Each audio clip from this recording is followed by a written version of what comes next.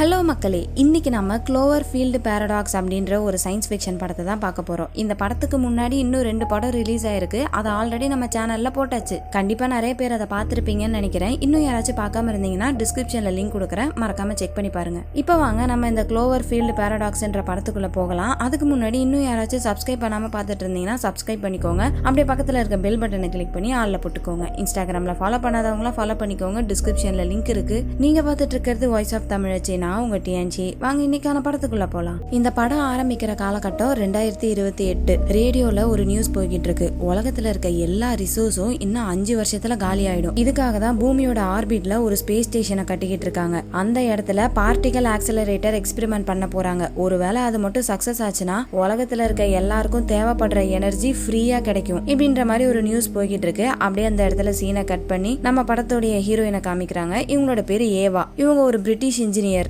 ஊருக்குள்ள பயங்கரமான டிராபிக்கா இருக்கு. அதெல்லாம் தாண்டி வந்து இவங்களோட கார்ல உட்காடுறாங்க. காருக்குள்ள ஏவாவோட ஹஸ்பண்ட் உட்கார்ந்து இருக்காரு. அப்போ ஊருக்குள்ள ஃபுல்லா கரண்ட் போயிட்டு அப்படியே பிளாக் அவுட் ஆயிடுது. அந்த சமயம் ஏவாவோட ஹஸ்பண்ட் அவங்க கிட்ட என்ன சொல்றாருன்னா, நீ அந்த மிஷினுக்கு போனா மட்டும்தான் நம்ம 2 பேரால சர்வை பண்ண முடியும். அப்படி இல்லனா இந்த உலகத்துல இருக்க எல்லாருமே இறந்துருவாங்க அப்படின்ற மாதிரி ஏவாவோட ஹஸ்பண்ட் சொல்ல, ஏவாவும் அதை கேட்டுட்டு சரி நான் போறேன்னு ஒத்துக்கிறாங்க. இப்ப அப்படியே பூமியோட ஆர்பிட்ல இருக்க அந்த ஸ்பேஸ் ஸ்டேஷனை காமிக்கிறாங்க. இங்க பண்ணக்கூடிய அந்த பார்ட்டிகல் ஆக்சலரேட்டர் எக்ஸ்பெரிமெண்ட் பண்றதுக்காக தான் ஏவா வந்திருக்காங்க. இவங்க மட்டும் கிடையாது, இவங்களோட சேர்த்து மொத்தம் 7 பேர் இருக்காங்க. ஒருத்தவங்களும் ஒரு நாட்டுல இருந்து வந்தவங்க. சைனா, ரஷ்யா, பிரிட்டிஷ், இந்த மாதிரி வேற வேற நாட்டுல இருந்து வந்திருக்காங்க. இவங்க எல்லாருமே அந்த பார்ட்டிகல் ஆக்சலரேட்டர்ன்ற ஒரே ஒரு எக்ஸ்பெரிமெண்ட் பண்றதுக்காக தான் வந்திருக்காங்க. எல்லாத்தையுமே செட்டப் பண்ணிட்டு அந்த பார்ட்டிகல் ஆக்சலரேட்டரை ஆன் பண்றாங்க. அதுவும் நல்லா தான் ஸ்டார்டிங்ல வேலை செய்யுது. ஆனா போக போக சிஸ்டம் ஃபெயிலியர் ஆயிடுது. சரி ஓகே, ஏதாச்சும் சின்ன பிரச்சனையா இருக்கும், அதை சரி பண்ணிட்டு திரும்ப ஆன் பண்ணலாம் தான் ட்ரை பண்றாங்க. பட் அவங்களுக்கு தெரியாத விஷயம் என்னன்னா,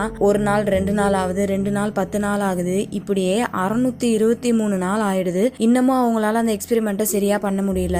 ஏற்கனவே நிறைய வாட்டி அந்த எக்ஸ்பெரிமெண்ட்டை பண்ணிட்டாங்க, இப்போ வரைக்குமே சக்சஸ் ஆகல. இன்னும் 3 வாட்டி அதை டெஸ்ட் பண்ணி பாக்குறதுக்கு மட்டும்தான் ஃபியூவல் இருக்கு. அதுக்குள்ள இந்த பார்ட்டிகல் ஆக்சலரேட்டர் வேலை செய்யலனா பூமியில இருக்க மக்களோட நிலைமெல்லாம் அவ்வளவுதான். அங்க இருக்க யாருக்குமே நம்பிக்கை இல்ல. கண்டிப்பா இந்த வாட்டியே அது ஃபெயிலியரா தான் ஆக போகுதுன்னு சொல்லிட்டு எல்லாருமே நம்பிக்கை இழந்து போயிருக்காங்க. அப்படி தோண்டு போயிருக்க ஏவாக்கு நம்ம ஏவாவோட ஹஸ்பண்ட் கால் பண்றாரு. பயங்கரமா மோட்டிவேஷன் கொடுக்கறாரு. நீ ஏன் இப்படி உட்கார்ந்து இருக்க, கவலைப்படாத, கண்டிப்பா இந்த வாட்டி அது சக்சஸ் ஆகும், நம்பிக்கையோட ட்ரை பண்ணு அப்படின்ற மாதிரி இவர் பயங்கரமா மோட்டிவேட் பண்ண ஏவாவும் சரின்னு சொல்லிட்டு கொஞ்சம் பூஸ்ட் அப் ஆகுறாங்க. ஆனா அதுக்குள்ளேயே அந்த சிக்னல் கட் ஆயிடுது. அதுக்கப்புறம் இவங்களுக்கு 2 பசங்க இருந்திருப்பாங்க புள்ள. அந்த வீடியோவை அப்படியே போட்டு விட்டு ஆறுதலா உட்கார்ந்து இருக்காங்க. இப்பதான் அந்த படத்தோடைய டைட்டிலே போடுறாங்க. இன்னும் சில நாட்கள் கடந்து போயிடுச்சு. இந்த மிஷின் ஆரம்பிச்சு 694வது நாள். இப்போ அந்த குரூக்குள்ளேயே லைட்டா சண்டை வருது. என்னன்னா, பூமியில ரஷ்யா நாட்டு மக்களோட நிலைமை ரொம்ப ரொம்ப மோசமா இருக்கு. டெய்லியும் பசி பட்னில நிறைய மக்கள் செத்துக்கிட்டு இருக்காங்க. அப்போ இந்த ஜெர்மனி நாடு என்ன பண்ணுதுன்னா, பூமியில இருக்க கொஞ்சம் ரிசோர்ஸையும் ஆட்டைய போடுறதுக்காக போருக்கு தயாராகிட்டு இருக்காங்க. இந்த விஷயத்தினாலதான் இங்க இருக்க க்ரூ மெம்பர்ஸ்குள்ள சண்டை வருது. ரஷ்யா நாட்டை சேர்ந்தா வால்காவ் அப்படின்னு ஒரு இன்ஜினியர் இருக்காரு. இந்த ரஷ்யா நாட்டை எதிர்த்து தானே ஜெர்மனி போர் எடுத்து வருது. சோ அதனால இந்த வால்காவ் என்ன பண்றாரு, அந்த க்ரூல இருக்க ஜெர்மனி இன்ஜினியர் ஒருத்தவங்க கிட்ட போய் சண்டை போடுறாரு. அவரோட பேரு ஆல்பர்ட். உன்னாலதான்டா இந்த பிரச்சனை, என்னோட வேலை ஆக்சிஜன், CO2, ஹைட்ரோஜன் இதெல்லாம் கரெக்டா வச்சுக்கிறது தான் என்னோட வேலை. இந்த 2 வருஷமும் என்னோட வேலை கரெக்டா தான் போயிட்டு இருக்கு. ஆனா உன்னோட வேலை அந்த பார்ட்டிகல் ஆக்சலரேட்டரை வேலை செய்ய வைக்கிறது. இப்ப வரைக்குமே அதுல எந்த ஒரு இம்ப்ரூவ்மெண்ட்டும் இல்ல. பத்தாவதுக்கு உங்க நாடு வேற எங்க நாட்டு மேல போர் எடுத்து வராங்க அப்படின்னு சொல்லிட்டு இவங்க 2 பேரும் மாத்தி சண்டை போட்டுட்டு இருக்க மத்த க்ரூ மெம்பர்ஸ் தான் வந்து விலக்கி விடுறாங்க. அப்புறம் கொஞ்ச நேரம் கழிச்சு திரும்ப அந்த டெஸ்ட் ஆரம்பிக்கிறாங்க. இந்த 2 வருஷத்துல இது 47வது அட்டெம்ப்ட். அதனால பூமியில இருக்க நிறைய பேரு சில கான்ஸ்பிரசி தியரியை நம்ப ஆரம்பிக்கிறாங்க. அதாவது இந்த பார்ட்டிகல் ஆக்சலரேட்டர்ன்றது 1000 மடங்கு பவர்ஃபுல்லான ஒரு விஷயம். ஒரு வாட்டி அதை டெஸ்ட் பண்ணும்போது பயங்கரமான ரிஸ்க். அந்த க்ரூ மெம்பர்ஸுக்கு மட்டும் இல்ல, பூமிக்கும் சேர்த்துதான். ஏன்னா இந்த எக்ஸ்பெரிமெண்ட்டை பண்றது மூலமா இவங்க ஸ்பேஸ் டைமே கொலாப்ஸ் பண்றதுக்கு வாய்ப்பு இருக்கு. இப்ப இருக்கக்கூடிய ரியாலிட்டியை மட்டும் இல்ல, இதுக்கு முன்னாடி இருந்த பாஸ்ட், இதுக்கப்புறம் வரப்போற ஃபியூச்சர், இது எல்லாத்தோடைய டைமும் கொலாப்ஸ் ஆகிறதுக்கு நிறையவே சான்ஸ் இருக்கு அப்படின்ற மாதிரி ஒருத்தர் நியூஸ்ல சொல்லிக்கிட்டு இருக்காரு. ஆனா இங்க இருக்க க்ரூ மெம்பர்ஸ் அதை பத்தி எல்லாம் கண்டுக்கல. இப்படிதான் ஏதாச்சும் பொருளி பேசினே இருப்பாங்கன்னு சொல்லிட்டு அந்த எக்ஸ்பெரிமெண்ட்டை திரும்ப ஸ்டார்ட் பண்றாங்க. அங்க இருக்க எல்லாருமே கடவுளை வேண்டிக்கிட்டு அந்த பார்ட்டிகல் ஆக்சலரேட்டர் ஆன் பண்றாங்க. இவங்க வேணுனது கடவுளுக்கு கேட்டுருச்சா என்னன்னு தெரியல. இத்தனை வருஷம் மாதிரி இல்லாம எந்த ஒரு ப்ராப்ளமும் இல்லாம ஸ்டேபிளா அது வேலை செய்யுது. அவ்வளவுதான். அங்க இருக்க எல்லாருக்குமே குஷி. இந்த 2 வருஷத்துல இந்த பாசிட்டிவான ரிசல்ட் இப்பதான் கிடைச்சிருக்கு. அதனால அங்க இருக்க க்ரூ மெம்பர்ஸ் எல்லாருமே ரொம்ப சந்தோஷமா இருக்காங்க. ஆனா அந்த சந்தோஷம் ரொம்ப நேரத்துக்கு நிலைக்கல. நல்லா ஓடிட்டு இருந்த மிஷின் டக்குன்னு ஆஃப் ஆயிடுது. என்ன ஆச்சுன்னே தெரியல. உள்ள இருக்க கிளாஸ் எல்லாம் உடைஞ்சு செதறுது. ஸ்பேஸ் ஸ்டேஷனுக்கு வெளியே ஒரு பிரைட்டான வெளிச்சம். என்ன நடக்குதுன்னு புரியறதுக்குள்ள உள்ள இருக்க எல்லாருமே கிராப் கிராவிட்டி தூக்கி போடுது. அதுல இருந்து எந்திரிச்சா அங்கங்க ஷிப்ல நெருப்பு பிடிச்சிக்குது. அதை அணைக்கக்கூடிய சிஸ்டமும் டேமேஜ் ஆயிடுச்சு போல. சோ நெருப்பு எரிஞ்சுக்கிட்டே இருக்கு. அதனால என்ன பண்றாங்க, உள்ள இருக்க எல்லா டோரையுமே க்ளோஸ் பண்ணிட்டு வெண்ட்டை ஓபன் பண்ணி விட்டு எப்படியோ அந்த நெருப்பு அணைச்சிடுறாங்க.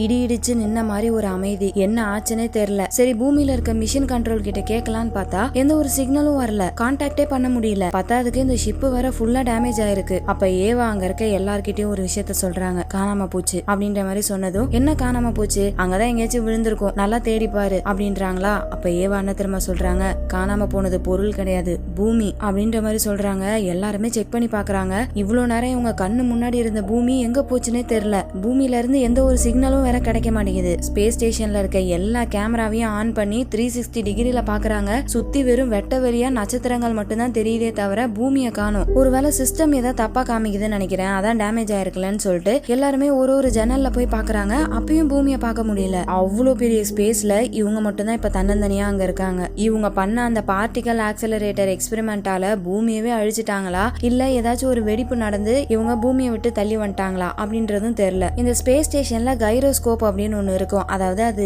காம்பஸ் மாதிரி. அதை வச்சுதான் எந்த இடத்துல எது இருக்குன்னு லொகேட் பண்ண முடியும். சோ அது ஏதாச்சும் நவுந்திருக்கும், அதனாலதான் பூமி எங்க இருக்குன்னு லொகேட் பண்ண முடியலன்னு சொல்லிட்டு அதை செக் பண்ணி பார்க்கலாமேட்டு போய் பார்த்தா அந்த இடத்துல கைரோஸ்கோப்பையே காணும். அந்த கைரோஸ்கோப் இருந்தா மட்டும்தான் இவங்களால பூமியை கரெக்டா கண்டுபிடிக்க முடியும். இப்ப என்ன பண்றது அப்படின்னு சொல்லிட்டு அவங்க எல்லாருமே பதட்டமாயிட்டு இருக்கும் போது இவங்க எல்லாருக்குமே ஏதோ ஒரு சவுண்டு கேக்குது. யாரும் பயங்கரமா கத்துற மாதிரி, ஏதோ ஒரு மான்ஸ்டர் கத்துற மாதிரி சவுண்டு கேக்குது. யார் இந்த மாதிரி கத்துறான்னு சொல்லிட்டு எல்லாருமே அந்த சவுண்ட் வர டைரக்ஷனை நோக்கி போறாங்க. அப்ப அந்த இடத்துல டேமன் ஒரு பொண்ணு ஆல்ரெடி இவங்களுக்கு முன்னாடி பயத்துல அங்க நின்னு பாத்துக்கிட்டு இருக்கா. என்னன்ட்டு போய் பார்த்தா வெறும் செவுரு தான் இருக்கு. அந்த செவுத்துக்குள்ள இருந்துதான் பயங்கரமான சவுண்ட் வந்துகிட்டு இருக்கு. இங்க என்ன இருக்குன்னு தெரியலையே, நம்ம அதை ஓபன் பண்ணி பார்க்கலாமா அப்படின்னு சில பேர் சொல்றாங்க. இல்ல வேண்டாம், நம்ம வாட்டுக்கு ஏதாவது ஓபன் பண்ணி ஏதாவது வந்துட போகுதுன்னு சொல்லிட்டு சில பேர் திறக்க வேணாம்னு சொல்றாங்க. இதே மாதிரி மாத்தி மாத்தி பேசிக்கிட்டு கடைசியா ஒரு கட்டத்துல அதை உடச்சி எடுக்கலாம்னு முடிவு பண்ணிட்டாங்க. கொஞ்சம் கொஞ்சமா அந்த செவுத்தை பேத்து எடுத்து பார்த்தா உள்ள ஃபுல்லா வயரா இருக்கு. ஆனா வயர் மட்டும் இல்ல, அந்த வயருக்கு நடுவுல ஒரு பொண்ணு கத்திக்கிட்டு இருக்கா. அவளோட சவுண்டு தான் அப்படி கேட்டுட்டு இருக்கு. அந்த பொண்ணோட பேரு மீனா. எப்படி இங்க வந்தான்னு தெரியல, இவளோட உடம்புக்குள்ளலாம் அந்த வயர் பாஸ் ஆகி போயிட்டு இருக்கு. அந்த வழியில தான் அந்த பொண்ணு இப்படி பயங்கரமா கத்தி இருக்கா. அதை பார்த்ததும் ஏவா உடனே அந்த பொண்ணுக்கு ஹெல்ப் பண்ணலான்னு போறாங்க. ஆனா அவங்களோட உடம்புக்குள்ள எல்லாம் வயர் பாஸ் ஆயிட்டு இருக்குல்ல, அது எல்லாமே பவர் லைன்ஸ். ஏதாச்சும் கட் பண்ணிட்டா அந்த ஸ்பேஸ் ஸ்டேஷனே மொத்தமா ஆஃப் ஆயிடும். சோ காப்பாத்த வேணாம்னு சொல்றாங்க. ஆனா எப்படி அந்த பொண்ணை அப்படியே விட முடியும்? அவங்களுக்குள்ள அப்படியே சின்னதா ஒரு சண்டை போயிட்டு இருக்க. அப்ப அந்த பொண்ணு ஏவாவை பார்த்து, ஏவா என்னை எப்படியாச்சும் காப்பாத்த அப்படின்னு சொல்றா. இவளுக்கு எப்படி ஏவாவை தெரியும் தெரியல. ஆனா ஏவாக்கு இந்த பொண்ணு யாருன்னே தெரியல. ஏவா உட்பட அங்க இருக்க எல்லாருமே ஷாக் ஆகுறாங்க. எப்படி இவளுக்கு ஏவாவை தெரியும் அப்படின்னு சொல்லிட்டு ஒரு சந்தேகத்தோட இவளை எப்படியாச்சும் காப்பாத்தி ஆகணும்னு சொல்லிட்டு அந்த வயரெல்லாம் கட் பண்ணி பொண்ணு வெளியே இழுத்துறாங்க. போட்டிருக்க ட்ரெஸ்ஸை கட் பண்ணி பார்த்தா உடம்பு ஃபுல்லா வயரா இருக்கு. அந்த வலியில பயங்கரமா அந்த பொண்ணு துடிச்சுக்கிட்டு இருக்கா. சோ அவளோட வலியை குறைக்கிறதுக்காக செடேட்டிவ் போட்டு அவளை தூங்க வச்சிடறாங்க. அதுக்கப்புறம் அந்த மீனா உடம்புக்குள்ள வயர் எல்லாத்தையுமே எடுத்துட்டு ஓரளவுக்கு அந்த பொண்ணு ஸ்டேபிள் பண்ணிடுறாங்க. இப்போ இந்த ஸ்பேஸ் ஸ்டேஷன்ல இருக்கக்கூடிய கைரோஸ்கோப் எங்க போச்சுன்னு தெரியல. அது இருந்தா மட்டும்தான் இவங்களால பூமியை கண்டுபிடிக்க முடியும். எங்க போயிருக்கோம் அப்படின்னு சொல்லிட்டு ஒரு பக்கம் இவங்க எல்லாரும் யோசனையில இருக்காங்களா. அப்ப அந்த க்ரூல இருக்க ஒருத்தர் ஒரு விஷயத்த நோட்டீஸ் பண்றாரு. என்னன்னா இவங்க நிறைய புழுக்கள் வச்சிருப்பாங்க ஒரு கண்டெய்னருக்குள்ள. அந்த புழு எதையுமே காணும். இன்னொரு பக்கம் வாழ்க்கை அவருக்கு வித்தியாசமா அவரோட கண்ணு உறுத்திக்கிட்டே இருக்கு. என்னடா ஆச்சு அப்படின்னு சொல்லிட்டு கண்ணாடி அப்படியே உத்து பாத்துக்கிட்டு இருக்காரா. அப்போ அவரோட கண்ணோட கருவிழி கோச்சிக்கிட்டு சைட்ல போயிடுது. இவருக்கா தூக்கி வாரி போடுது. ஐயோ என் கண்ணுக்கு என்னாச்சுன்னு சொல்லிட்டு போட்டு கண்ணை பிதிக்கி எடுக்கிறாரு. அது நவுறவே இல்ல. அதுக்கப்புறம் அப்படியே பொறுமையா புடிச்சு இழுத்து அந்த கருவிழிய நடுவுல நிறுத்துறாரு. என்ன நடக்குதுன்னே புரியல. அதுக்கப்புறம் என்ன நினைச்சாரோ தெரியல, டக்குன்னு கண்ணை எடுத்துட்டு யாரையோ தேடி போறாரு. அந்த பக்கம் டேமும் ஆல்பர்ட்டும் டேமேஜ் ஆன ஷிப்பை சரி பண்ணிட்டு இருக்காங்க. அவங்க ரெண்டு பேரையும் போய் கண்ணை வச்சு மிரட்டுறாரு. ஒழுங்கா சொல்லுங்க, நீங்க ரெண்டு பேரும் சேர்ந்து தானே ஷிப்பை நாசமாக்குனீங்க அப்படின்னு சொல்லிட்டு கண்ணை வச்சு மிரட்டிட்டு இருக்கும் போதே அவருக்கு உடம்புல ஏதோ ஆகுது. வாந்தி எடுக்க ஆரம்பிக்கிறாரு. அப்படியே கீழே விழுந்து உடம்பெல்லாம் நடுங்குது. இப்ப இவனுக்கு என்ன ஆச்சுன்னு சொல்லிட்டு அவனை அப்படியே தூக்கிட்டு போறாங்க. அங்க இருக்க யாருக்குமே என்ன பண்றதுன்னு தெரியல. உடம்பு பயங்கரமா தூக்கி போடுது. அப்புறம் கொஞ்ச நேரத்துல வாழ்க்கையோட வயித்தெல்லாம் பிச்சுக்கிட்டு காணாம போன புழுக்கள் எல்லாமே வெளியே வந்து விழுது. சோ கண்டெய்னர்ல காணாம போன புழு எல்லாமே இவரோட வயித்துக்குள்ள இருந்து வருது. எப்படின்னு தெரியல. அந்த வாழ்க்கை அந்த இடத்துல இறந்து போயிடுறாரு. ஆரம்பத்துல இருந்து இங்க எல்லாமே தப்பு தப்பா நடந்துகிட்டு இருக்கு. இதுக்கு மேல இன்னும் ஒரு குழப்பமான சீனை காமிக்கிறாங்க. என்னன்னா அங்க ஒரு போட்டோ இருக்கு. அதுல இந்த ஷிப்போடைய க்ரூ மெம்பர்ஸ் எல்லாருமே இருக்காங்க. அதுல நம்ம ஏவாவை காணோம். அப்புறம் டேமுக்கு பதிலா இந்த மீனா இருக்காங்க. கொஞ்ச நேரத்திலே மீனா மயக்கத்துல இருந்து எஞ்சிடுறாங்க. ஏவா போயிட்டு மீனா கிட்ட பேசுறாங்க. அப்ப மீனா என்ன கேக்குறாங்கன்னா, ஏவா நீ எப்படி ஸ்பேஸ் ஸ்டேஷனுக்கு வந்த, நீ பூமியில தானே இருக்கணும் அப்படின்ற மாதிரி கேக்குறாங்க. அவங்களுக்கு இந்த ஸ்பேஸ் ஸ்டேஷன்ல இருக்க எல்லா க்ரூ மெம்பர்ஸையும் தெரிஞ்சிருக்கு, டேமை தவிர. மீனாவும் ஏவாவும் ஃப்ரெண்ட்ஸா இருந்தாங்களாம். ஆனா ஏவாக்கு அப்படி எதுவுமே ஞாபகம் இல்ல. ஏன் உங்க யாருக்குமே என்ன ஞாபகம் இல்ல, இந்த டேம் எப்படி இங்க வந்தா, இந்த பொண்ணு யாரு அப்படின்னு சொல்லி கேட்டு பயங்கரமா பதட்ட பதட்டமாகறாங்க. சோ ஏவா போயிட்டு ஆறுதலா கட்டி பிடிக்கிறாங்களா. அப்போ மீனா ஏவாவோட காதல என்ன சொல்றாங்க, ஆல்பர்ட் அவன் தான் அந்த ஸ்பேஸ் ஸ்டேஷனை டேமேஜ் பண்ணான், அவனை நம்பாதீங்க அப்படின்ற மாதிரி சொல்றாங்க. உடனே இவங்க எல்லாரும் அந்த ஆல்பர்ட்டோட லாக செக் பண்ணி பார்த்தா மீனா சொன்ன மாதிரியே ஜெர்மனில இருந்து அவனுக்கு ஒரு ஆர்டர் வந்திருக்கு இந்த ஸ்பேஸ் ஸ்டேஷனை டேமேஜ் பண்ண சொல்லி. அவ்வளவுதான், அந்த ஆல்பர்ட்டை தரன்னு புடிச்சு இழுத்துட்டு போய் ஒரு இடத்துல லாக் பண்ணி வச்சிடறாங்க. இன்னொரு பக்கம் மண்டின்னு ஒருத்தவர் அங்க டேமேஜ் ஆயிருக்க எல்லாத்தையுமே சரி பண்ணிட்டு இருக்காரு. அப்படி சரி பண்ணிக்கிட்டே இருக்கும்போது அவரோட கை டபக்குன்னு செவுத்துக்குள்ள போயிடுது. இவருக்கு ஒண்ணுமே புரியல. கைய வெளியே எடுக்கலான்னு பாக்குறாரு, வெளியே வர மாட்டேங்குது. அப்படி இப்படிமா கை நவுந்துகிட்டே இருக்கு. இப்ப கையோட சேர்த்து இவரையும் உள்ள இழுக்க பாக்குது. நல்ல வேலை அந்த இடத்துக்கு ஏவாவும் இந்த ஷிப்போடைய கமாண்டரும் ஓடி வராங்க. அவங்க வந்து எப்படியோ மண்டியை காப்பாத்திடுறாங்க. நல்ல வேலை காய்ஸ், கரெக்டான டைமுக்கு வந்துட்டீங்க, நீங்க மட்டும் வரலன்னா என்ன ஆயிருக்கும் அப்படின்னு சொல்லிட்டு அந்த பையன் ரொம்ப சந்தோஷமா பேசிட்டு இருக்கானா. ஆனா இவங்க ரெண்டு பேரும் எந்த ஒரு பதிலும் சொல்லாம அப்படியே ஷாக்கா பார்த்து நிக்கிறாங்க. என்னன்னு பார்த்தா அந்த மண்டியோட ஒரு கையவே காணோம். டேய் எங்கடா இங்க இருந்த கைய காணோன்ற மாதிரி அவன் கேக்குறான். இன்னொரு பக்கம் அடைச்சு வச்சிருந்த ஆல்பர்ட்டை காமிக்கிறாங்க. டக்குன்னு அந்த டோர் ஓபன் ஆகுது. என்ன காய்ஸ் இப்பயாச்சும் ஒத்துக்கிட்டீங்களா, நான் தப்பு பண்ணலான்னு இப்பயாச்சும் தெரிஞ்சான்னு சொல்லிட்டு பேசிக்கிட்டே வெளியே வரான். ஆனா அந்த இடத்துல யாருமே இல்ல. அப்புறம் யாரு கதவை திறந்து விட்டுருப்பா அப்படின்னு சொல்லிட்டு அப்படியே அந்த இடத்துல இருந்து நடந்து போயிட்டு இருக்கும் போது ஏதோ ஒரு சவுண்ட் கேக்குது. அப்படியே எதையோ உன்னை பார்த்து பயங்கரமா ஷாக் ஆகுறான். மத்த க்ரூ மெம்பர்ஸ் எல்லாருமே கூப்பிடுறான். இவனை யாரா திறந்து விட்டான்னு சொல்லிட்டு எல்லாருமே ஓடி வந்து பாக்குறாங்க. பார்த்தா அந்த இடத்துல வந்துகிட்டு இருக்கிறது ஒரு கை. அந்த கை வேற யாரதும் இல்ல, இந்த மண்டியோட கை தான். இது இங்க என்ன பண்ணுதுன்னு சொல்லிட்டு அந்த கையை எடுத்து ஒரு கண்டெய்னர்ல அடைக்கிறாங்க. அது இன்னுமே உயிரோட இருக்கு, எப்படின்னு தெரியல. அப்ப ஆல்பர்ட் என்ன சொல்றானா, மேபி இது ஒரு பாரடாக்ஸா இருக்கலாம். அதாவது ரெண்டு வெவ்வேறு ரியாலிட்டி ஒரே இடத்துல மீட் பண்ணும் போது இப்படிதான் நடக்கும். மல்டிவர்ஸ் மாதிரி ஒரு பயங்கரமான கன்ஃபியூஷன் இங்க போயிட்டு இருக்கு அப்படின்ற மாதிரி இந்த ஆல்பர்ட் பைய சொல்றான். மேபி நம்ம ஏவா இருக்கக்கூடிய ரியாலிட்டியில ஆல்பர்ட் எதுவுமே பண்ணாம இருந்திருக்கலாம். ஆனா அதே மாதிரி வேற ஒரு ரியாலிட்டியில இந்த ஆல்பர்ட்ன்றவன் அந்த ஷிப்பை டேமேஜ் பண்ணிருக்க வாய்ப்பு இருக்கு. அந்த ரியாலிட்டியை சேர்ந்தவ தான் மீனா. அதனாலதான் ஆல்பர்ட் ஷிப்பை டேமேஜ் பண்ணதா அவ சொல்லியிருக்கா. ஆனா இதுதான் நடந்திருக்குமா அப்படின்னு அவங்களுக்கு கன்ஃபார்மா தெரியல. அந்த குழப்பத்துல எல்லாரும் இருக்கும் போது இந்த மண்டியோட கையை காமிக்கிறாங்க. அது தரையில ஏதோ எழுதிக்கிட்டு இருக்கு. இது என்னவோ சொல்ல வருது போல இருக்கே அப்படின்னு சொல்லிட்டு அந்த கைக்கு ஒரு பெண்ணை கொடுக்குறாங்க. உடனே அது என்ன எழுதுதுன்னா, வாழ்க்கையோட உடம்ப கிழிச்சு பாருங்க அப்படின்ற மாதிரி சொல்லுது. இவங்களும் எல்லாரும் குடுகுடுன்னு ஓடி போயிட்டு வாழ்க்கையோட இறந்து போன உடம்ப கிழிச்சு பார்த்தா ஒண்ணுமே தெரியல. என்னவா இருக்குன்னு சொல்லிட்டு உள்ள கையை விட்டு பார்த்தா இவங்க காணோன்னு தேடிட்டு இருந்த கைரோஸ்கோப் இவனோட உடம்புக்குள்ள இருக்கு. இப்ப அப்படியே அந்த சீனை கட் பண்ணி பூமியில இருக்க ஏவாவோட ஹஸ்பண்ட காமிக்கிறாங்க. அவரு தன்னோட வீட்டுல ஏதோ வேலை பார்த்துட்டு இருக்கும் போது வெளியே பயங்கரமான ஒரு வெடிப்பு சவுண்ட் கேக்குது. என்ன ஆச்சுன்னே தெரியல. உடனே அந்த இடத்துக்கு போய் பாக்குறாரு. அந்த இடம் ஃபுல்லா புகை மண்டலமா இருக்கு. அந்த புகைக்கு நடுவுல ஏதோ ஒண்ணு பெருசா நவுறுது. அது என்னன்னு இவருக்கு தெரியல. அந்த சமயம் ஏதோ ஒரு பொண்ணு கத்துற மாதிரி சவுண்ட் கேக்குது. போயிட்டு பார்த்தா ஒரு பொண்ணு மட்டும் அங்க தன்னந்தனியா அழுதுகிட்டு இருக்கா. கூட இருக்க எல்லாரும் இறந்துட்டாங்க போல இருக்கு. உடனே இவர் என்ன பண்றாரு, அந்த பொண்ணை கூப்பிட்டு வீட்டுக்கு வந்துட்டு இருக்காரா. அந்த சமயம் இவரோட ஃப்ரெண்டு கிட்ட இருந்து அவருக்கு போன் வருது.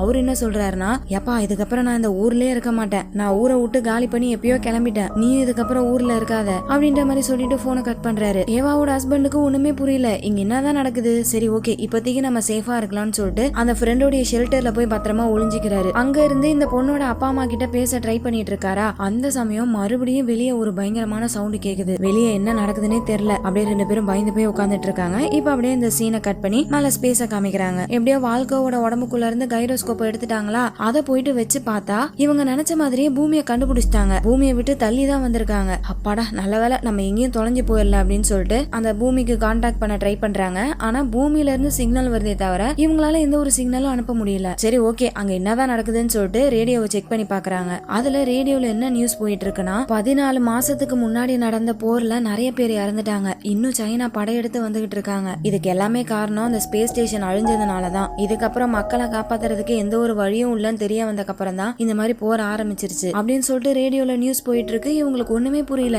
ஏன்னா இவங்க பூமியை விட்டு தள்ளி வந்து ஒரு நாள் தான் ஆயிருக்கும். அதுக்குள்ள எப்படி 14 மாசம் ஆச்சு அப்படின்னு சொல்லிட்டு யோசிச்சுட்டு இருக்கும் போது இன்னொரு வீடியோ நியூஸ பாக்குறாங்க. அதுல பார்த்தா இவங்க ஸ்பேஸ் ஸ்டேஷன் மாதிரியே ஒரு ஸ்பேஸ் ஸ்டேஷன் அங்க இருக்க கடல்ல கிராஷ் ஆயிருக்கு. அந்த ஸ்பேஸ் ஸ்டேஷன்ல இருந்த 6 பேருமே இறந்து போயிட்டாங்க அப்படின்ற மாதிரி நியூஸ் எல்லாம் டெலிகாஸ்ட் ஆயிட்டு இருக்கு. சோ இத பார்த்ததுக்கு அப்புறமேட்டு தான் அங்க இருக்க எல்லாருக்குமே புரிய வருது, ஆல்பர்ட் சொன்ன மாதிரியே இவங்க வேற ஒரு ரியாலிட்டிக்கு வந்திருக்காங்க. சோ ஏவாவோட ரியாலிட்டியும் இந்த மீனாவோட ரியாலிட்டியும் இன்டர்ஃபியர் ஆகிறதுனாலதான் நிறைய முரண்பாடான விஷயங்கள்லாம் நடந்துகிட்டு இருக்கு. அதாவது வாழ்க்காவோட உடம்புக்குள்ள இருந்து அந்த புழுக்கள் வந்தது, மண்டியோட கை திடீர்னு செவுத்துக்குள்ள போனது, இதுக்கு எல்லாமே காரணம் அதுதான். சோ இப்ப மீனாவோட ரியாலிட்டிக்கு வந்திருக்காங்கன்னு எல்லாருக்கும் தெரிஞ்சு போச்சு. சோ இங்க இருந்து ஏவாவோட ரியாலிட்டிக்கு போகணும்னா இவங்க திரும்பி அந்த பார்ட்டிகல் ஆக்சலரேட்டரை யூஸ் பண்ணணும். ஆனா போன வாட்டி அது ஓவர் ஹீட் ஆனதுனாலதான் இந்த இடத்துல வந்து மாட்டிக்கிட்டாங்க. சோ அதை சரி பண்ணலாம்னு சொல்லிட்டு டேம் என்ன பண்றாங்க, வென்டிலேஷன்ல ஏதோ ப்ராப்ளம் இருக்கும் போல, அதை போய் சரி பண்ணிக்கிட்டு இருக்காங்க. அப்போ திடீர்னு என்ன என்னாச்சுன்னு தெரியல, அந்த இடம் ஃபுல்லா தண்ணி நிரம்ப ஆரம்பிக்குது. இவங்களும் கதவு திறக்கலான்னு பாக்குறாங்க, திறக்க முடியல. இவங்க கத்துற சவுண்ட் கேட்டுட்டு எல்லாரும் வேகமா ஓடி வராங்க. ஆனா அவங்க ஓடி வரதுக்குள்ளேயே அந்த இடம் ஃபுல்லாவே தண்ணி நிரம்பிடுது. வெளியே இருந்து ஓபன் பண்ணலான்னு பாக்குறாங்க, ஆனா டோர் ஜாம் ஆயிடுச்சு, ஓபன் பண்ண முடியல.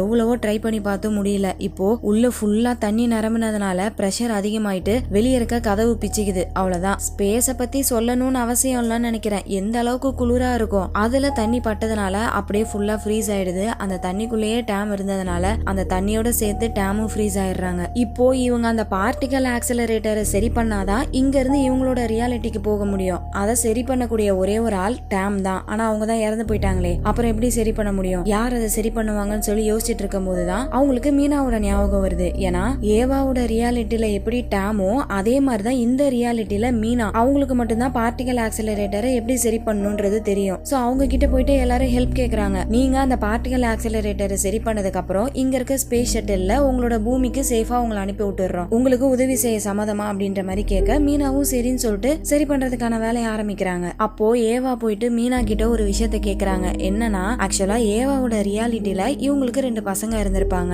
அவங்க 2 பேருமே இப்போ உயிரோட இல்ல, இறந்து போயிட்டாங்க. அதுக்கு காரணமே ஏவா தான். உலகத்துல எனர்ஜி பற்றாக்குறை ஏற்பட்டதுனால தங்களோட பசங்களுக்கு மட்டும் எலக்ட்ரிசிட்டி கிடைக்கணும்னு சொல்லிட்டு ஒரு எனர்ஜி ஃபியூஸை திருடிட்டு வந்து வீட்டுல வச்சிருப்பாங்க. ஒரு நாள் திடீர்னு அந்த ஃபியூஸ்ல இருந்து நெருப்பு வந்ததுனாலதான் ஃபயர் ஆக்சிடென்ட் ஆகி அதுல 2 பசங்களும் மாட்டி இறந்து போயிட்டாங்க. சோ அப்படி பசங்க இறந்து போனதுனாலதான் இவங்க இந்த ஸ்பேஸ் ஸ்டேஷனுக்கே வந்திருப்பாங்க. பட் மீனாவோட ரியாலிட்டியில அவங்க என்ன சொல்லிருப்பாங்க, நீ எப்படி ஸ்பேஸ் ஸ்டேஷனுக்கு வந்த, நீ பூமியில தானே உங்க பசங்க கூட இருக்கணும் அப்படின்ற மாதிரி கேட்டிருப்பாங்க. சோ அந்த விஷயத்தை தான் இப்ப ஏவா மீனா கிட்ட கேக்குறாங்க. அதை கேக்குற மீனா என்ன பண்றாங்க, ஒரு வீடியோவை பிளே பண்றாங்க. அதுல ஏவாவோட ஹஸ்பண்ட் அவங்களோட பசங்க எல்லாருமே ரொம்பவே சந்தோஷமா இருக்காங்க. இதனாலதான் மீனாவோட ரியாலிட்டியில இருக்க ஏவா இந்த ஸ்பேஸ் ஸ்டேஷனுக்கு வரல, தன்னோட குடும்பத்துக்காக பூமியிலே இருந்துட்டாங்க. அந்த வீடியோவை பார்த்ததும் ஏவாக்கு அழுகையா வருது. சே, நம்ம பசங்க கூட எவ்வளவு சந்தோஷமா இருக்கும் அப்படின்னு சொல்லிட்டு நேரா கமாண்டர் கிட்ட போய் என்ன சொல்றாங்கன்னா, நான் நம்மளோட ரியாலிட்டிக்கு வர போறது இல்ல, இந்த மீனாவோட ரியாலிட்டியில இருக்க பூமிக்கு போக போறேன் அப்படின்றாங்க. ஏன்னு கேட்டா ஏவாவை பத்தி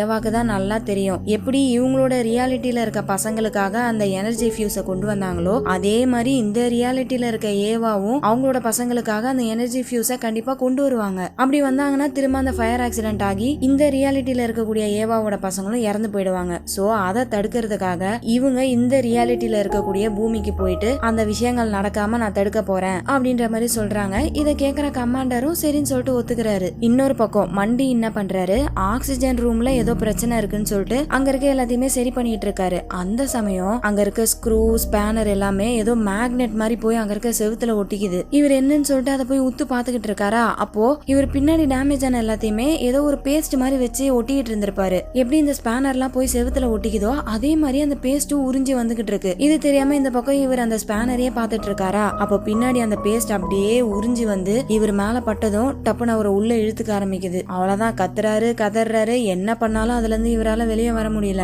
இவர் வேலை பார்த்துட்டு இருந்ததோ ஒரு ஆக்சிஜன் ரூம். சோ இந்த இடம் ஃபுல்லா ஆக்சிஜனா இருக்கும். ஒரு சின்ன ஸ்பார்க் ஆனாலும் நெருப்பு பிடிச்சிக்கும். அதனால ரொம்பவே கவனமா வேலை பார்த்துட்டு இருந்திருப்பாரு. பட் இந்த மாதிரி இப்ப நடக்கிறதுனால அங்க இருக்க ஃபயர் எக்ஸ்டிங்யூஷரும் இழுக்கப்படுது. அவ்வளவுதான், அது அப்படியே பிச்சுக்கிட்டு போய் செவுத்துல பட அந்த பிளாஸ்ட்ல இந்த மண்டி காலி ஆயிடுறாரு. அது கூட சேர்ந்து இந்த ஸ்பேஸ் ஸ்டேஷனும் பயங்கரமா டேமேஜ் ஆயிடுது. இந்த டேமேஜ் ஆன ஏரியா பாதியா தொங்கிக்கிட்டு இருக்கு. அதை கட் பண்ணி விடலனா அதை அப்படியே சுத்திக்கிட்டே வந்து இவங்க இருக்க இடத்துல பட்டுரும். அப்புறம் மொத்த ஸ்பேஸ் ஸ்டேஷனும் அவ்வளவுதான். சோ சீக்கிரமா அதை கட் பண்ணி விடுறதுக்காக ஏவா, அந்த கமாண்டர், அப்புறம் இந்த ஸ்பேஸ் ஸ்டேஷன்லயே ஒரு டாக்டர் இருந்திருப்பாரு, அவரோட பேரு மாங்க். இவங்க 3 பேருமே அந்த டேமேஜ் ஆன ஏரியாவுக்கு போறாங்க. அங்க போனக்கு அப்புறம் தான் தெரியுது அந்த டேமேஜ் ஆன ஏரியாக்குள்ள போயிட்டு அதை ஷட் டவுன் பண்ணிட்டோம்னா அது ஆட்டோமேட்டிக்காவே எஜெக்ட் ஆயிடும். சோ அதுக்காக கமாண்டர் என்ன பண்றாரு, மாங்கையும் ஏவாவையும் இந்த பக்கம் அனுப்பி விட்டுட்டு டேமேஜ் ஆன ஏரியால வந்து க்ளோஸ் பண்ணிக்கிறாரு. நீங்க போங்க, நான் பாத்துக்கிறேன், ஸ்பேஸ் ஸ்டேஷனுடைய கமாண்டரா இதை நான் பண்ணிதான் ஆகணும் அப்படின்னு சொல்லிட்டு இவங்க 2 பேரையும் அனுப்பி விட்டுட்டு இவர் அந்த டேமேஜ் ஆன ஏரியாக்குள்ள போயிட்டு ஷட் டவுன் பண்ணிடுறாரு. அவ்வளவுதான், அவரோட சேர்த்து அந்த டேமேஜ் ஆன ஏரியாவும் கழண்டு ஸ்பேஸ்ல மிதக்க ஆரம்பிச்சிருது. அப்புறம் இந்த பக்கம் ஏவா என்ன பண்றாங்க,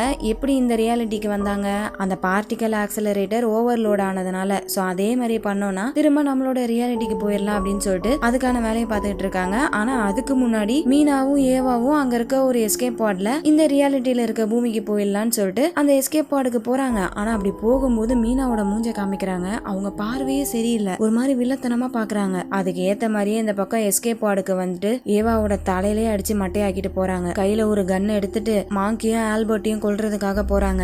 ஏன்னா இவங்களோட ரியாலிட்டியில இருக்க அந்த ஸ்பேஸ் ஸ்டேஷன் மொத்தமா அழிஞ்சு போயிடுச்சு. சோ அதோட சேர்த்து பார்ட்டிகல் ஆக்சிலரேட்டரும் காலி. இப்ப அந்த பார்ட்டிகல் ஆக்சிலரேட்டர் இல்லனா இந்த பூமியில இருக்க மக்களும் சில வருஷங்கள்ல இறந்து போயிடுவாங்க. சோ இவங்களோட பூமியில இருக்க மக்களை காப்பாத்துறதுக்கு அந்த பார்ட்டிகல் ஆக்சிலரேட்டர் வேணும். அது இப்ப எங்க இருக்கு?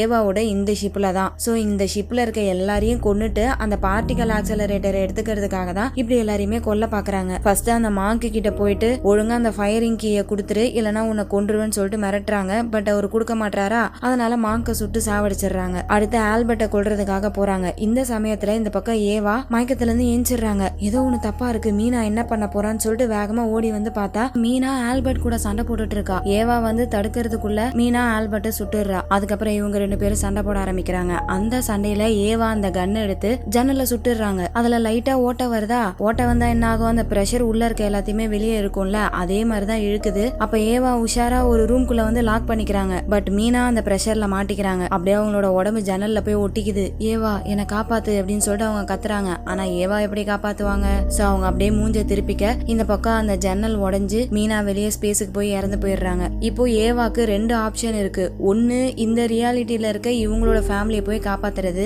இன்னொன்னு இவங்களோட ஒரிஜினலான ரியாலிட்டிக்கு போயிட்டு அங்க இருக்க மக்களை காப்பாத்துறது. இதுல இவங்க 2வது முடிவை தான் எடுக்கிறாங்க. என்னதான் இந்த ரியாலிட்டியில இவங்களோட ஃபேமிலி இருந்தாலும் அது இவங்களோட இன்னொரு வெர்ஷன், இவங்க ஒரிஜினலான ஃபேமிலி கிடையாது. சோ அவங்கள காப்பாத்துறதுக்கு பதில் நம்மளோட ஒரிஜினல் பூமியில இருக்க மக்களை காப்பாத்தலாம்னு சொல்லிட்டு இவங்களோட ரியாலிட்டிக்கு போறதுக்காக ரெடியா வராங்க. அப்ப அங்க ஆல்பர்ட் உயிரோட தான் இருக்காரு. அவருக்கு ஒன்னும் ஆகல. புல்லட்டை வெளியே எடுத்து போட்டு ட்ரீட்மெண்ட் பார்த்துட்டு ஒரு வீடியோ ரெக்கார்ட் பண்றாங்க. வேற யாருக்கும் இல்ல, இந்த ரியாலிட்டியில இருக்க ஏவாக்கு தான். ஏவா, இந்த வீடியோவை பார்க்கும்போது கண்டிப்பா உனக்கு மண்டை குழம்புன்னு எனக்கு தெரியுது. பட் இருந்தாலும் நான் சொல்றத நல்லா கேளு. நான் சொல்ற 2 விஷயத்த மட்டும் கரெக்டா பண்ணு. ஒன்னு, அந்த எனர்ஜி ஃபியூஸ் தயவு செய்து அதை உன்னோட வீட்டுக்கு கொண்டு வராத. ஏன்னா அதனாலதான் உன்னோட குடும்பத்தையே நீ இழக்க போற. 2வது, எக்காரணத்தை கொண்டு உன்னோட ஃபேமிலியை பிரிஞ்சு மேல ஸ்பேஸ் ஸ்டேஷனுக்கு வந்துடாத. உலகம் அழிய போற கடைசி நொடி வரைக்கும் நீ உன் ஃபேமிலி கையை பிடிச்சிட்டு அவங்க கூட தான் இருக்கணும் அப்படின்னு சொல்லிட்டு அந்த வீடியோவை ரெக்கார்ட் பண்ணி அனுப்பி விட்டுட்டு இவங்க அந்த பார்ட்டிகல் ஆக்சிலரேட்டரை ஆன் பண்றாங்க. அப்போ இதுக்கு முன்னாடி எப்படி ஆச்சு அதே மாதிரியே இந்த ஸ்பேஸ் ஸ்டேஷனுக்கு வெளியே ஒரு பிரைட்டான வெளிச்சம் வருது. அவ்வளவுதான், கண் முழிச்சு பார்த்தா இவங்களோட கரெக்டான ரியாலிட்டிக்கு வந்துட்டாங்க.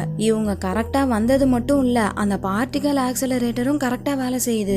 எந்த ஒரு ஓவர்லோடும் ஆகாம ஸ்டேபிளா வேலை செய்யுது. அவ்வளவுதான், இவங்க எங்க போனாங்க எப்படி இங்க வந்தாங்கன்னு பூமியில இருக்க யாருக்கும் தெரியல. ஆனா இந்த பார்ட்டிகல் ஆக்சிலரேட்டர் இப்ப வேலை செய்யுது. இதனால பூமியில இருக்க எல்லாருக்குமே ஒரு அன்லிமிட்டடான பவர் கிடைக்க போகுது அப்படின்னு சொல்லிட்டு ரொம்பவே சந்தோஷமா ஏவாவை வரவேற்கிறாங்க. அடுத்து ஏவாவும் ஆல்பர்ட்டும் ஒரு கேப்சூல்ல பூமியை நோக்கி வந்துகிட்டு இருக்காங்க. இப்போ இந்த விஷயத்த அப்படியே பூமியில இருக்க ஏவாவோட ஹஸ்பண்டுக்கு சொல்றாங்க. ஆனா இந்த விஷயத்த கேட்டதும் ஏவாவோட ஹஸ்பண்ட் சந்தோஷப்படாம, ஏன் அவங்கள பூமிக்கு வர சொன்னீங்க, பூமியில என்ன நடந்துகிட்டு இருக்குன்னு தெரியுமா இல்லையா, திரும்ப அவங்களை எப்படியாச்சும் ஸ்பேஸ் ஸ்டேஷனுக்கே போக வைங்க அப்படின்ற மாதிரி சொல்றாரு. என்னடா ஆகுதுன்னு பார்த்தா இப்போ ஏவா வந்துட்டு இருக்க கேப்சூல் அப்படியே மேகத்தை தாண்டி பூமிக்குள்ள வருது. அப்படியே அந்த கேப்சூல் அந்த மேகத்தை தாண்டினதுக்கு அப்புறம் அந்த மேகத்துல இருந்து ஒரு ஜைஜாண்டிக்கான உருவம் வெளியே வருது பாருங்க. ஒரு பிரம்மாண்டமான ஏலியன். அது அப்படியே மேகத்தை பொழந்துகிட்டு வெளியே வந்து கத்த அப்படியே அந்த இடத்துல கட் பண்ணி படம் அங்கேயே முடியுது. சோ இந்த க்ளோவர் ஃபீல்டோட ஃபர்ஸ்ட் படத்துல பில்டிங் ஹைட்டுக்கு ஏலியன்ஸ் வந்திருக்கும். அடுத்து 2வது படத்துல நிறைய ஸ்பேஸ் ஷிப் வந்திருக்கும். இப்போ 3வது படத்துல வானத்தை தொடர அளவுக்கு ஏலியன்ஸ் வந்திருக்கு. இந்த 3 படத்துலயுமே அந்த ஏலியன்ஸ் அழிச்சாங்களா, எப்படி அழிச்சாங்க அப்படின்ற எந்த விஷயத்தையும் காட்டியிருக்க மாட்டாங்க. ஆனா இந்த 3வது படத்துல அந்த ஏலியன்ஸ் எல்லாம் எப்படி சம்பந்தமே இல்லாம பூமிக்கு வந்துச்சுன்ற ஒரு கிளாரிட்டியை கொடுத்திருக்காங்க. அதுக்கு காரணம் ஏவா பண்ண அந்த பார்ட்டிகல் ஆக்சிலரேட்டர் எக்ஸ்பெரிமெண்ட் தான். எப்படி அந்த பார்ட்டிகல் ஆக்சிலரேட்டரை ஆன் பண்ணதும் ஏவா அப்புறம் மத்த எல்லாருமே வேற ஒரு ரியாலிட்டிக்கு போனாங்களோ, அதே மாதிரி வெவ்வேறு ரியாலிட்டியில இருக்கக்கூடிய ஏலியன்ஸ் பூமிக்கு வந்திருக்கு. இப்போ முதல் படத்துல காட்டப்பட்டது ஒரு ரியாலிட்டியில இருக்கக்கூடிய பூமி. அந்த பூமிக்கு பில்டிங் உயரத்துல இருக்கக்கூடிய ஏலியன்ஸ் வந்திருக்கும். அதே மாதிரி 2வது படத்துல காட்டப்பட்டது வேற ஒரு ரியாலிட்டியில இருக்க இன்னொரு உலகம். அந்த உலகத்துல நிறைய ஏலியன் ஸ்பேஸ்ஷிப் எல்லாம் வந்திருக்கும். அதே மாதிரிதான் இந்த 3வது படத்துல வேற ஒரு ரியாலிட்டியில இருக்க பூமி. அந்த பூமியில தான் ஏவா இருக்காங்க. அவங்க பூமியில இருக்க மக்களை காப்பாத்துறதுக்காக இந்த பார்ட்டிகல் ஆக்சிலரேட்டர் எக்ஸ்பெரிமெண்ட்டை பண்ணிருப்பாங்க. சோ இது எல்லாத்துக்குமே காரணம் 2028ல இவங்க பண்ண அந்த எக்ஸ்பெரிமெண்ட் தான். அதனாலதான் ஸ்பேஸ் டைம்ல ஒரு மிகப்பெரிய கொலாப்ஸ் ஆகி ஏகப்பட்ட ரியாலிட்டிக்கு நடுவுல இந்த மாதிரி ஸ்வாப் நடந்திருக்கு. அவ்வளவுதான் மக்களே, எப்படி இருந்துச்சு இந்த படம்? கண்டிப்பா உங்களுக்கு பிடிச்சிருக்கும்னு நம்புறேன். இதோடைய ஃபர்ஸ்ட் 2 படங்களை நீங்க பார்க்கலனா டிஸ்கிரிப்ஷன்ல லிங்க் கொடுத்திருக்கேன், மறக்காம செக் பண்ணி பாருங்க. இதே மாதிரி வேற ஒரு படத்துல உங்களை மீட் பண்றேன். அது வரைக்கும் நீங்க பார்த்துட்டு இருந்தது வாய்ஸ் ஆஃப் தமிழச்சி. நான் உங்க டிஎன்சி. பாய்.